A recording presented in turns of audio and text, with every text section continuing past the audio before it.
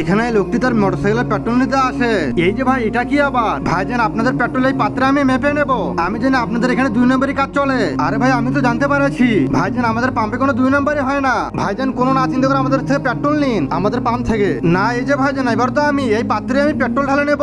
আর সে তো জোর করে। আচ্ছা ভাইজান, তাহলে এটা আপনার ব্যাপার। আচ্ছা এই যে, তাহলে ভাইজান ঢালো। আচ্ছা ভাইজান, তাহলে ঢালতে থাকো তুমি। আর ততক্ষণ লোকটি ওই পাত্রটির ফুটে দিয়ে ট্যাঙ্কিতে সব পেট্রোল গুলো ট্রান্সফার করে নিয়ে নেয়। তারপর তো সে ওই মৌলবীকে বলতে থাকে, এক্ষুনি প্রমাণ হয়ে যাবে কতটুকু তুমি ইমানদার ব্যক্তি। আরে ভাইজান, আপনি একদম কোনো চিন্তা করবেন না, আমাদের এই পাম্পে কোনো 2 নম্বরই কাজ চলে না। আরে সবাই তো একই রকমই কথা বলে। এই যে চেক করো, হাফ লিটার আছে নাকি। এদিকে এই লোকটি তো আটা দিয়ে। তার আগে মাকে তো আমরা সবাই ভালোবাসি।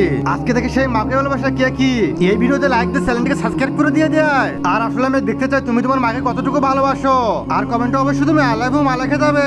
পাত্রটির ফুটো বন্ধ করে দিয়ে দেয়। এই তো এবার আমার কাজ হয়ে গেছে, মৌলবি তো কিছু জানতে পারবে না। এই যে ভাইজান, এই নাও কুলুপ, এটা দিয়ে ঢালো। আরে এটা আবার কি হলো? দেখো দেখো, আমি তো এই ভয়টাই পাচ্ছিলাম আমি মৌলবি। আরে এই যে মৌলবি, আমার সঙ্গে তো তুমি 2 নম্বরই করলে। আরে ভাইজান, আপনার কি হলো আবার? আরে ভাইজান, এর মধ্যে থেকে পেট্রোল গুলো আবার কই গেল? আরে ভাইজান, এটা কি হলো? আমি তো মেশিন থেকে পেট্রোল দিলাম। আরে ভাইজান, আমি হুন্ডা নাকি? একবার আমি পেট্রোল খেয়ে ফেলে দিলাম সবই। তাই আমি আমার সঙ্গে পাত্রটি নিয়ে এসেছিলাম। তাও আপনি আমার সঙ্গে 2 নম্বরই করলেন কেন?